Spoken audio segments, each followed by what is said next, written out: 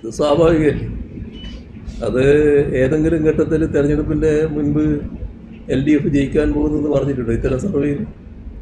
കഴിഞ്ഞ സർവേയുടെ ഫലം എന്തായിരുന്നു? എത്രയായിരുന്നു അന്ന് UDF സീറ്റ് പറഞ്ഞത്? പിന്നെ കിട്ടിയ സീറ്റ് എത്രയാണ്?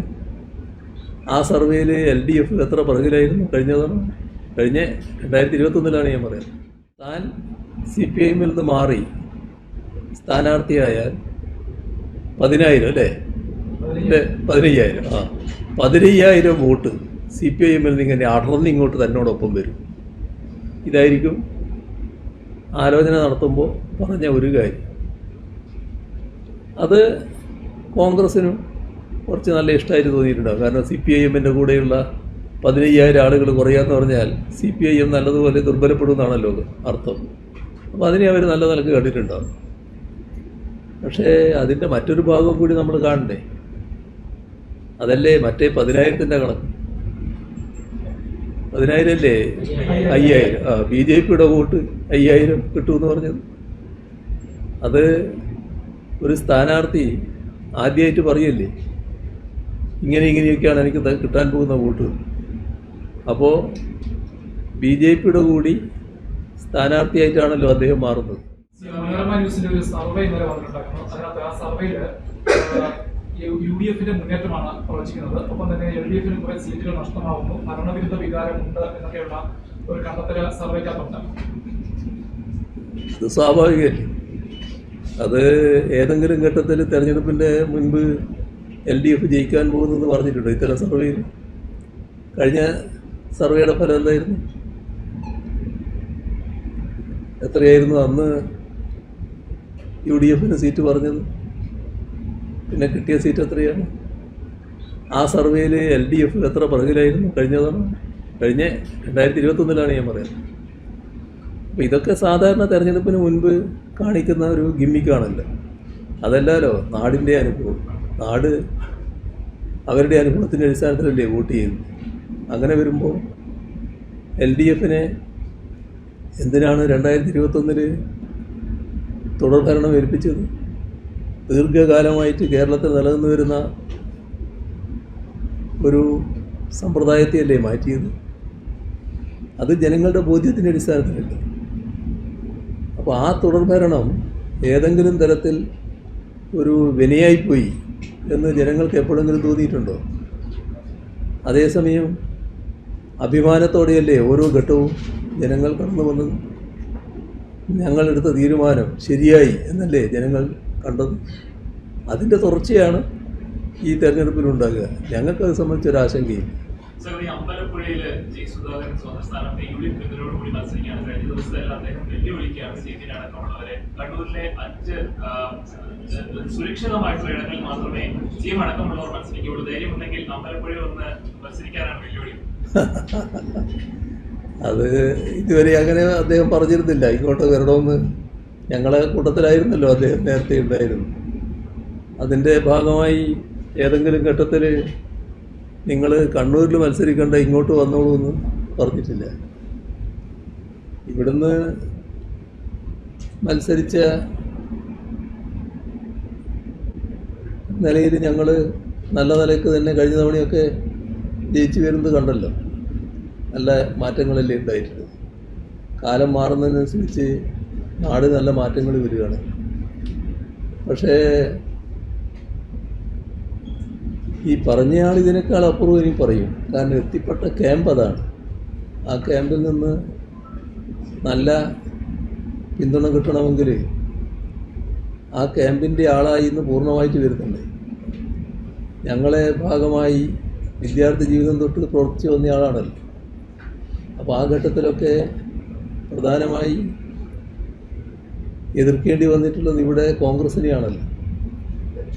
ഇപ്പോൾ കോൺഗ്രസിൻ്റെ തൊപ്പിയാണല്ലോ എടുത്ത് തലയിലിട്ടത്. അപ്പോൾ അതിൻ്റെ ഭാഗമായി ആ കോൺഗ്രസിനെ നല്ല രീതിയിൽ തൃപ്തിപ്പെടുത്താൻ ഉള്ള വഴി ഞാൻ പഴയ ആളല്ല, പുതിയ ആളാണ്. അതിൻ്റെ ഭാഗമായി പഴയതിൻ്റെ ഭാഗമായതിനെല്ലാം തള്ളിപ്പറയണം. അതിനാണ് ഇത്തരത്തിലുള്ള വെല്ലുവിളികളൊക്കെ ഉയർത്തുന്നുണ്ട്. അത് ആ നിലക്ക് വരുമെന്ന് നമ്മൾ കണ്ടോളണം. അതിൽ ഇനിയും കൂടുതൽ ജീർണതയിലേക്ക് അദ്ദേഹം പോയേക്കാമെന്നാണ് തോന്നുന്നത്.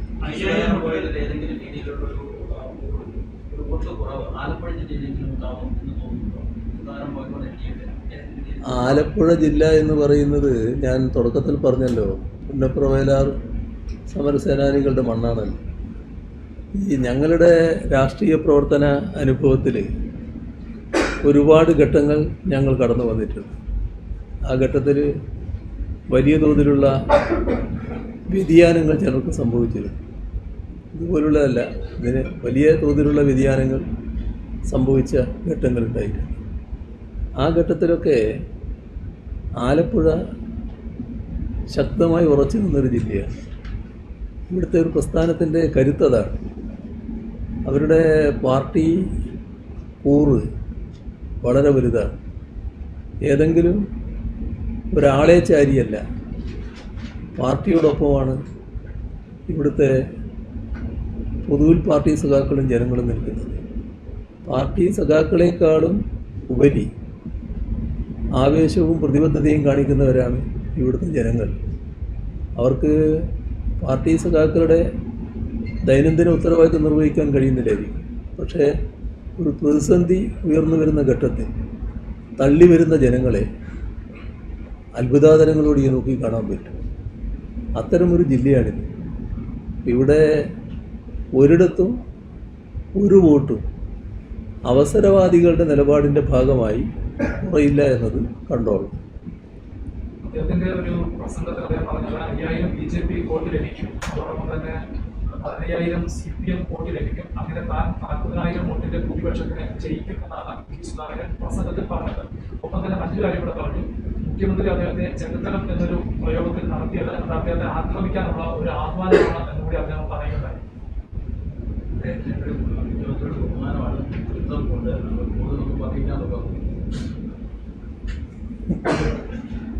ഇവിടെ ഇപ്പൊ ആദ്യം എന്താ പറഞ്ഞത്? ആദ്യം 5000 വോട്ട് BJP-യിൽ നിന്ന് ലഭിക്കും. ഇതില് ഈ കോൺഗ്രസ് അദ്ദേഹത്തെ സ്വീകരിച്ചതിൽ ഉള്ള ദയനീയതയുണ്ടല്ലോ, അത് വേറൊരു ഭാഗമാണ്. ഈ ഒരു സുപ്രഭാതത്തിലായിരിക്കില്ലല്ലോ ഇത് നടന്നത്. ഇതിൻ്റെ ഭാഗമായുള്ള ആലോചനകൾ നേരത്തെ നടക്കുന്നുണ്ടാകും. കോൺഗ്രസിൻ്റെ ചില നേതാക്കളും ഇദ്ദേഹവുമായൊക്കെ ബന്ധപ്പെട്ട് ചില ആലോചനകൾ നേരത്തെ നടന്നിട്ടുണ്ടാകുമല്ലോ. ആ ആലോചനയിൽ കോൺഗ്രസിനെ തൃപ്തിപ്പെടുത്തിയ ഒരു കണക്കായിരിക്കും ഇത്. ഒരു CPI-നെ കുറിച്ച് പറഞ്ഞതാണ് ഞാൻ പറയുന്നത്. താൻ CPI-ൽ നിന്ന് മാറി സ്ഥാനാർത്ഥിയായാൽ 10,000 അല്ലേ, 15,000 15,000 വോട്ട് CPI-ൽ നിന്ന് ഇങ്ങനെ അടർന്ന് ഇങ്ങോട്ട് തന്നോടൊപ്പം വരും. ഇതായിരിക്കും ആലോചന നടത്തുമ്പോൾ പറഞ്ഞ ഒരു കാര്യം. അത് കോൺഗ്രസിനും കുറച്ച് നല്ല ഇഷ്ടമായിട്ട് തോന്നിയിട്ടുണ്ടാകും. കാരണം CPI-ൻ്റെ കൂടെയുള്ള 15,000 ആളുകൾ കുറയാന്ന് പറഞ്ഞാൽ CPI-എം നല്ലതുപോലെ ദുർബലപ്പെടുമെന്നാണല്ലോ അർത്ഥം. അപ്പോൾ അതിനെ അവർ നല്ല നിലക്ക് കണ്ടിട്ടുണ്ടാകും. പക്ഷേ അതിൻ്റെ മറ്റൊരു ഭാഗം കൂടി നമ്മൾ കാണണ്ടേ? അതല്ലേ മറ്റേ 10,000-ൻ്റെ കണക്ക്. 10,000 അല്ലേ 5,000. BJP-യുടെ വോട്ട് 5,000 കിട്ടുമെന്ന് പറഞ്ഞത്. അത് ഒരു സ്ഥാനാർത്ഥി ആദ്യമായിട്ട് പറയല്ലേ, ഇങ്ങനെയൊക്കെയാണ് എനിക്ക് കിട്ടാൻ പോകുന്ന വോട്ട്. അപ്പോൾ BJP-യുടെ കൂടി സ്ഥാനാർത്ഥിയായിട്ടാണല്ലോ അദ്ദേഹം മാറുന്നത്. കോൺഗ്രസിൻ്റെയും BJP-യുടെയും വോട്ടുകളെ ആശ്രയിച്ച് ജയിക്കാൻ പറ്റും എന്നാണല്ലോ കണക്കൂട്ടൽ. ഈ ആലോചന നേരത്തെ നടന്നിട്ടുണ്ടാവുമല്ലോ. ആ ആലോചനകൾ BJP-ക്കാരുമായിട്ട് നടത്തിയിട്ടുണ്ടാവുമല്ലോ. ഇനി BJP-ക്ക് നൽകിയിട്ടുള്ള ഓഫറുകൾ എന്തൊക്കെയാണെന്ന് പറയാൻ പറ്റില്ലല്ലോ. ഇപ്പോൾ അദ്ദേഹം വന്നത് കോൺഗ്രസിൻ്റെ സ്ഥാനാർത്ഥിയായിട്ടാണ് എന്ന മട്ടിലാണ്. പക്ഷേ ഇത്തരത്തിലൊരു നിലയെടുത്ത് വോട്ട് BJP-യിൽ നിന്ന് കൂടി വാങ്ങാൻ സ്വതന്ത്ര വേഷമാണ് നല്ലത് എന്ന് കോൺഗ്രസിൻ്റെ അഭിപ്രായമാണോ ഇദ്ദേഹത്തിൻ്റെ അഭിപ്രായമാണോ? ഏതായാലും രണ്ടു കൂട്ടരും കൂടി കണ്ടൊരു അഭിപ്രായമാണല്ലോ. ഇപ്പോൾ BJP കൂടി ചേർന്നുകൊണ്ടുള്ള ഒരു സ്ഥാനാർത്ഥിയെ നിർത്തി അമ്പലപ്പുഴയിൽ CPIM-നെ പരാജയപ്പെടുത്താൻ കഴിയുമോ എന്നാണല്ലോ നോക്കുന്നത്. അമ്പലപ്പുഴ ഇപ്പോൾ കുറച്ച് ദീർഘകാലമായിട്ട് തന്നെ LDF ഇത്തരമൊരു ആളെ സ്വീകരിച്ച് ഞങ്ങളെ തകർക്കാമെന്നാണ് വ്യാമോഹമെങ്കിൽ അത് കഴിയുന്നതല്ല. അമ്പലപ്പുഴ ഈ കഴിഞ്ഞ കാലത്ത് LDF-നോടൊപ്പമാണ് നിന്നിട്ടുള്ളത്. ഇത്തവണയും നല്ല നിലയിൽ തന്നെ LDF-നോടൊപ്പം അമ്പലപ്പുഴ നിൽക്കുമെന്നതിൽ സംശയമില്ല. നല്ല നിലക്ക് അമ്പലപ്പുഴയിൽ സ്ഥാനാർത്ഥിയായിട്ടുള്ള സലാം ജയിച്ചു വരിക തന്നെ ചെയ്യും. ബിജെപിയോട് LDF-ന്റെ ഭാഗമായി മത്സരിക്കുമ്പോൾ അദ്ദേഹത്തിന് BJP-യോട് കിട്ടിയിട്ടുണ്ടായിരുന്നു. കാര്യമായ CPM വോട്ടുകളൊന്നും മണ്ഡലത്തിൽ ഇല്ല എന്നുകൂടി അദ്ദേഹം പ്രസംഗിച്ചു. അതല്ലേ ഇപ്പോൾ പറയുന്നതല്ലേ. ഇപ്പം അതല്ലാത്ത ഇതിനേക്കാളും അധികം അദ്ദേഹം പറയാൻ നിർബന്ധിതനാവും. കാരണം CPM വോട്ടല്ലാതെ പിന്നെ ഏത് വോട്ടാണ് അദ്ദേഹത്തിന് കിട്ടിയത്? ആരാ അദ്ദേഹത്തെ ഇവിടെ വിജയിപ്പിച്ചത്? അദ്ദേഹമാക്കിയത് ചെറുപ്പം നാൾ തൊട്ടേ ഞങ്ങളെ പാർട്ടിയല്ലേ. നിങ്ങൾ കാണേണ്ടത് ഒരാൾ പാർട്ടിയിൽ വളർന്നു വരുന്നത് അയാൾ എല്ലാ തരത്തിലും പൂർണ്ണവാനായിട്ടല്ല. ഒരു മനുഷ്യനെന്ന നിലക്കുള്ള കുറവുകളും പോരായ്മകളും ഒക്കെ ഓരോ ആൾക്കും ഉണ്ടാവും. ആ കുറവുകളും പോരായ്മകളും ഒക്കെ നല്ല നിലക്ക് ഇടപെട്ട് തിരുത്തി നല്ലതുപോലെ വളർത്തിയെടുക്കുന്ന നിലയാണ് പാർട്ടി സ്വീകരിക്കുക. അതാണ് ഇദ്ദേഹത്തിൻ്റെ കാര്യത്തിലും പാർട്ടി സ്വീകരിച്ചിട്ടുള്ളത്. അതിൻ്റെ ഭാഗമായി ഓരോ ഘട്ടത്തിൽ ആദ്യം വിദ്യാർത്ഥി പ്രവർത്തനം, പിന്നെ പാർട്ടിയിൽ മറ്റു വിവിധ സംഘടനകളുടെ ഭാഗമായിട്ടുള്ള പ്രവർത്തനം, അതിലൂടെയൊക്കെ അദ്ദേഹത്തിന് ആർജിക്കാൻ കഴിഞ്ഞ അറിവ് അത് പാർട്ടിയിലൂടെ ലഭിച്ചതാണല്ലോ. പാർട്ടിയാണല്ലോ അദ്ദേഹത്തെ വളർത്തുന്നത്.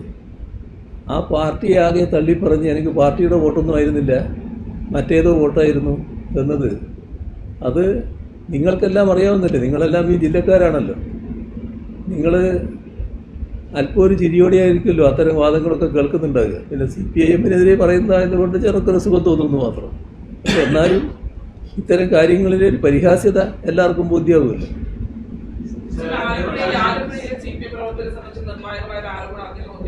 അതായത് കൃഷ്ണപിള്ള സ്മാരകം തകർത്ത സമയത്ത് പാർട്ടിയുടെ ജില്ലാ നേതൃത്വം ആ വിഷയം അന്വേഷിക്കണമെന്ന് ആവശ്യപ്പെട്ടിട്ടും സംസ്ഥാന നേതൃത്വം ഇടപെട്ട് അതിനെ തടഞ്ഞു എന്നുള്ളതാണ്. അതിൽ സജി ചെറിയാനെ സംശയവലയിൽ നിർത്തിക്കൊണ്ടുള്ള ആരോപണമാണ് അദ്ദേഹം ഉന്നയിക്കുന്നത്. ഞാൻ പറഞ്ഞില്ലേ, അദ്ദേഹം അതിനേക്കാളും അപ്പുറവും പറയും. അദ്ദേഹത്തിൻ്റെ പ്രശ്നം എന്താണെന്ന് പറഞ്ഞാൽ ഈ തൻ്റെ ഭൂതകാലം അദ്ദേഹത്തിന് നിഷേധിക്കണം. അപ്പോൾ ഭൂതകാലത്തെ ഏതെല്ലാം തരത്തിൽ ഇപ്പം ചേർന്നവർക്ക് അനുകൂലമാക്കി മാറ്റാൻ കഴിയുമോ അതിനു വേണ്ടിയുള്ള ശ്രമം അദ്ദേഹം നടത്തും. അതിന് CPIM-നെയും CPIM-ൻ്റെ പ്രധാനികളെയും നല്ല നിലക്ക് ആക്രമിക്കാൻ അദ്ദേഹം തുനിയും. അതിൻ്റെ ഭാഗമാണ്. ഇവിടെ സജി ചെറിയാൻ എന്ന് പറയുന്നത് നമ്മുടെ ഈ ജില്ലയിലെ നല്ല നിലക്ക് വളർന്നു വന്ന ഒരു പാർട്ടി നേതാവാണല്ലോ.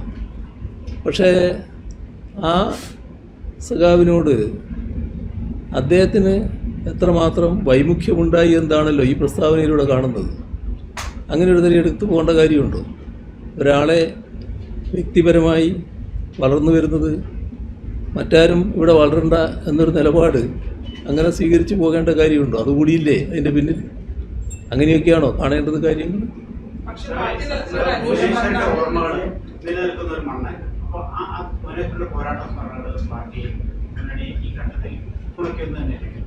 ഭുവനേശ്വരൻ നമ്മുടെ അനശ്വരനായ ഒരു രക്തസാക്ഷിയാണ്.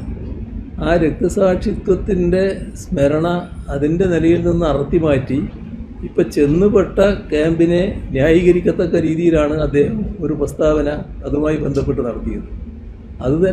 അതൊക്കെയാണ് ഞാൻ പറഞ്ഞത്. അദ്ദേഹം ചെന്നുപെട്ട ക്യാമ്പിനെ നല്ല നിലക്ക് പിന്താങ്ങുന്നതിന് വേണ്ടി അവരുടെ മുന്നിൽ ഇദ്ദേഹം ഒരു യോഗ്യനാണെന്ന് കാണിക്കാൻ വേണ്ടി ഏതിനെയും തള്ളിപ്പറയാൻ അദ്ദേഹം തയ്യാറാകും.